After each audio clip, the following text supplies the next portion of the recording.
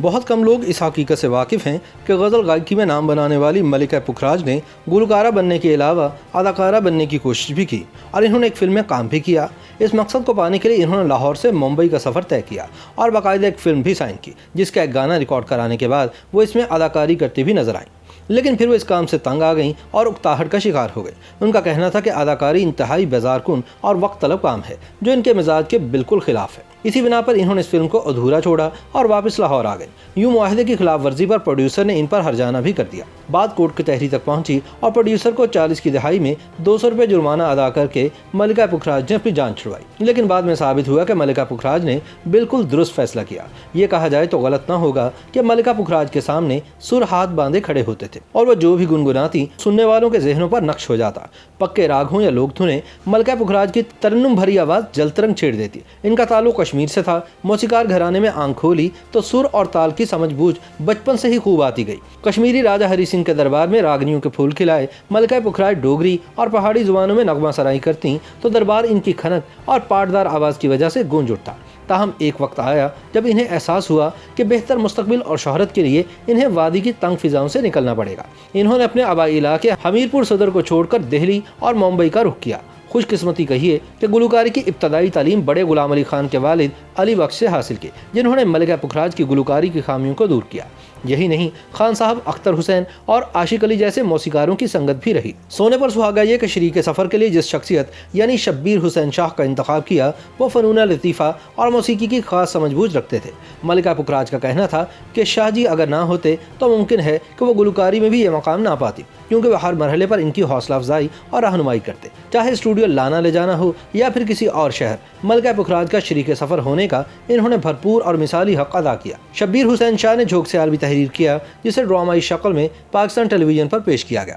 ملکہ پکھراج نے موسیقی کی بیشتر باریکیاں شوہر سے بھی سیکھی۔ ان کا کہنا تھا کہ سیکھنے کا عمل کبھی نہیں رکنا چاہیے، اور جو یہ تصور کر لے کہ اسے سیکھنے کی اب ضرورت نہیں تو وہ اپنے شعبے میں سب سے پیچھے رہ جاتا ہے۔ یہی وجہ ہے کہ ملکہ پکھراج نے کشمیری راجہ ہری سنگھ کے بیٹے کرن سنگھ سے جب راگ پہاڑی ڈوگرا سنا تو ان سے باقاعدہ یہ سیکھا بھی اور اس راگ میں کئی گیت گا کر شہرت پائی۔ یہی نہیں، ملکہ پکھراج نے تو گلوکارہ ریشما اور استاد مہدی حسن خان کی سنگت اختیار کر کے جو کچھ ان کے پاس ہنر اور فن تھا اس کو ذہن نشین کرنے کی کامیاب کوشش کی۔ ملکہ پکھراج کے مطابق لطف اس وقت زیادہ آتا ہے جب گانا دوسروں کو پسند آئے، اس لیے انہوں نے ساری زندگی ایسی غزلوں اور کلام کا انتخاب کیا جو وہ سمجھتی تھیں کہ سننے والوں کے دلوں پر اثر کر جائیں گی۔ ملکہ پکھراج کے شوہر شبیر حسین شاہ خود ادبی محفلوں کی جان رہے تھے۔ اسی بنا پر ان کے گھر میں فیض احمد فیض، حفیظ جلندری کا آنا جانا ہوتا، جن کی صحبت میں بیٹھ کر ملکہ پکھراج کو بھی بہترین کلام کے انتخاب میں آسانی ہوتی گئی۔ ایک قیاس تو یہ بھی ہے کہ حفیظ جلندری نے ملکہ پکھراج کو ہی ذہن میں رکھ کر اپنا شہرہ آفاق گیت ابھی تو میں جوان ہوں لکھا۔ اس رسیلے گیت نے ملکہ پکھراج ہی نہیں، ان کی صاحبزادی طاہرہ سید کی شہرت میں بھی اضافہ کیا۔ ملکہ پکھراج کی بڑی خواہش تھی کہ ان کی بڑی بیٹی تسنیم ان کے فن کو آگے بڑھائیں۔ اس کوشش میں ان پر سختی بھی کی گئی، لیکن وہ گانا نہ سیکھ پائیں۔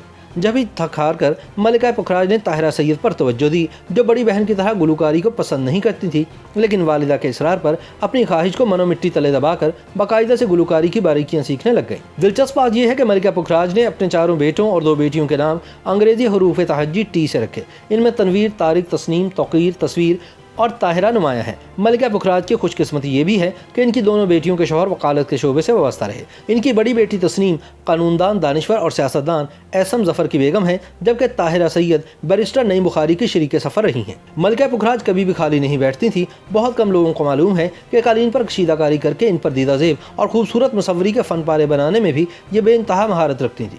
یہ شاہکار کوئی 1-2 مہینوں میں نہیں بلکہ برسوں میں تیار ہوتے تھے۔ دستکاری کے ان فن پاروں کی نمائش طاہرہ سید نے 90 کی دہائی میں الحمرہ ہال لاہور میں بھی کروائی۔ اس کے علاوہ ملکہ پکھراج گھر میں بھی اسٹف ٹوائز تیار کرتی اور پوتے پوتیوں کو بطور تحفہ دیا کرتی تھی۔ طاہرہ سید کا کہنا ہے کہ والدہ ہمیشہ کہا کرتی کہ گانا سنانا ہے، دکھانا نہیں، اسی لیے وہ دوران گلوکاری کندھوں، آنکھوں اور سر کو ہلانے سے سختی کے ساتھ منع کرتی۔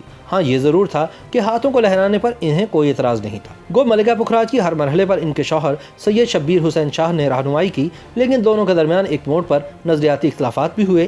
60 کی دہائی میں جب فاطمہ جناح ایوب خان کے مقابل کھڑی ہوئیں تو ملکہ پکھراج کی تمام تر ہمدردیاں اور حمایت فاطمہ جناح کے لیے تھی، جبکہ ان کے شوہر شبیر شاہ فیلڈ مارشل ایوب خان کے حامی تھے۔ دونوں کے درمیان گھر میں بحث و مباحثہ ہوتا اور اپنے اپنے امیدوار کے لیے گرما گرم تبصرے بھی ہوتے۔ YouTube पर गूगली न्यूज देखने के लिए youtube.com की सर्च बार में गूगली न्यूज टीवी टाइप करें। गूगली न्यूज के पेज पर सुर्ख रंग के सब्सक्रिप्शन वाले बटन पर क्लिक करना ना भूलिए। YouTube पेज पर अपलोड होने वाली वीडियोस से बाखबर रहने के लिए बेल आइकन पर क्लिक कीजिए। आपको हर नई वीडियो के बारे में नोटिफिकेशन मौसूल हो जाएगा।